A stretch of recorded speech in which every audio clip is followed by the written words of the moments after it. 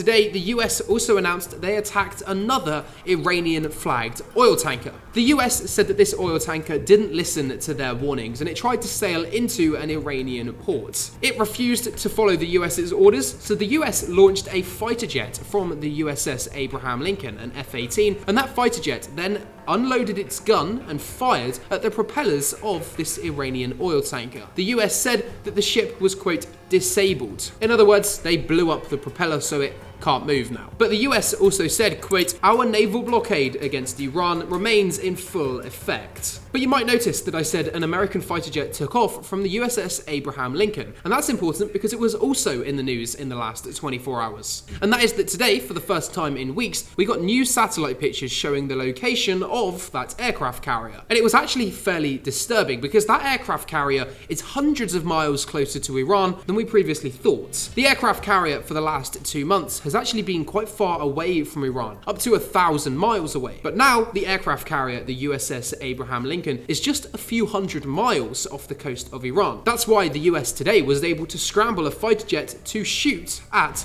that oil tanker. Usually the US would just launch a missile, however I guess it's cheaper to launch a fighter jet and open fire on it.